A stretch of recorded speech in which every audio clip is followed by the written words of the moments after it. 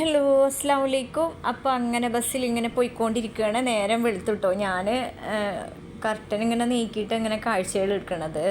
ഇതിപ്പോൾ എവിടെയെന്ന് വെച്ചാൽ രാജസ്ഥാനാണെന്ന് അറിയണു. രാജസ്ഥാൻ. ഇവിടെ ഇറങ്ങിയിട്ട് കുറച്ച് മണലൊക്കെ വാരിയിട്ട് കയറ്റി വെച്ചാലോ. എങ്ങനെയുണ്ട് കോമഡി? അല്ല, അതിൻ്റെ കോമഡി ആയിട്ടിട്ട് എനിക്ക് എന്നെ തന്നെ തല്ലാൻ തോന്നുന്നു. പക്ഷെ നീ ചിരിക്കണുണ്ട്. കാരണം ഇറങ്ങേണ്ട സ്റ്റോപ്പ് എത്തിയ പെട്ടെന്ന് ഇറങ്ങണം പറഞ്ഞിട്ട്. ഞാനാണെങ്കിൽ ഇറങ്ങുമ്പോഴല്ലേ എന്നിട്ട് ഇവിടെ ഇരുന്നിട്ട് വിൻഡോയിൽ കൂടെ പുറത്തെ കാഴ്ചകൾ ഇങ്ങനെ എടുക്കുക കേട്ടോ. ഭയങ്കര ഭംഗി കേട്ടോ കാണാനൊക്കെ. കണ്ടോ കുറേ ദൂരെ മറ്റേ എന്താ പറയുക, എന്താ സംഭവം എന്നറിയില്ല, പള്ളിയാണോ അമ്പലമാണോ എന്നറിയില്ല. എന്തായാലും നല്ല കാണാൻ മാത്രമുണ്ട് ഗോപുരങ്ങളൊക്കെ. ഈ മലയൊക്കെ എന്ത് ഭംഗിയില്ലേ. അങ്ങനെ ബസ് ഞങ്ങൾ സ്റ്റോപ്പ് നിർത്തി ഞങ്ങൾ ഇറങ്ങിയിട്ടോ. അപ്പോൾ ആദ്യം തന്നെ പോയത് ടോയ്ലറ്റിക്കാണ്.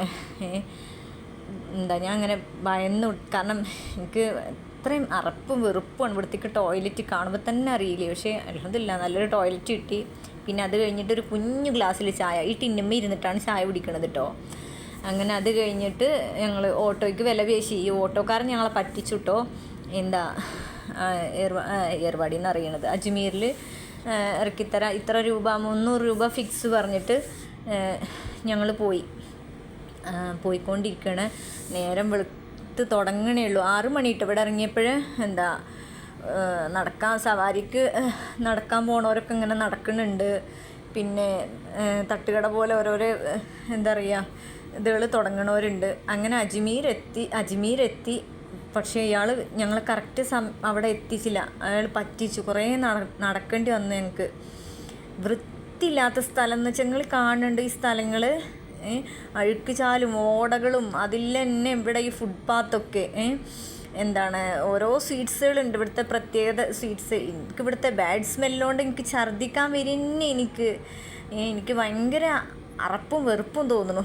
അത്രയും വൃത്തികെട്ട ആളുകളും അവരുടെ പല്ലും ഇതും ഒക്കെ കാണുമ്പോൾ തന്നെ വൃത്തിയില്ലാത്ത.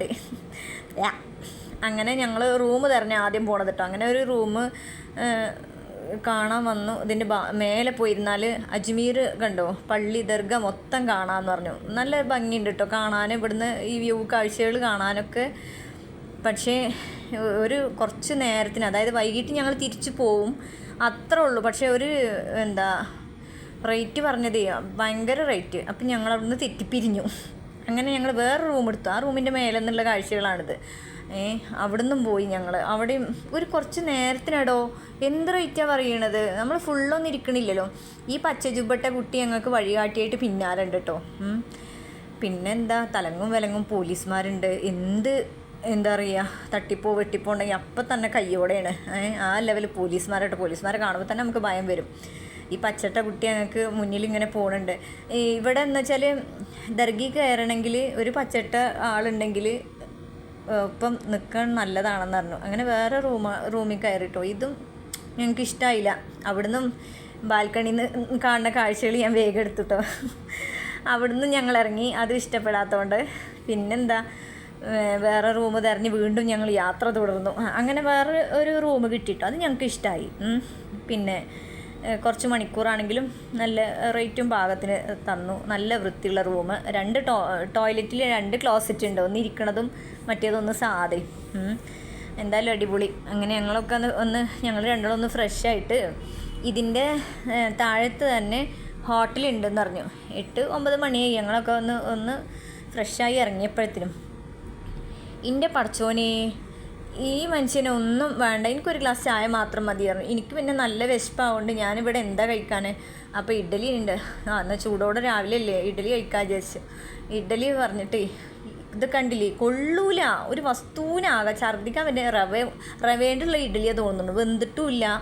വിശപ്പിൻ്റെ ഊക്കൊണ്ട് അരികും വക്കൊക്കെ എലി കാർന്ന തിന്നണ മാതിരി അങ്ങനെ കടിച്ചു. അപ്പോൾ ഇൻഷാ അല്ലാ അടുത്ത വീഡിയോ കാണാതെ ഇറങ്ങിയെന്ന് കേട്ടോ.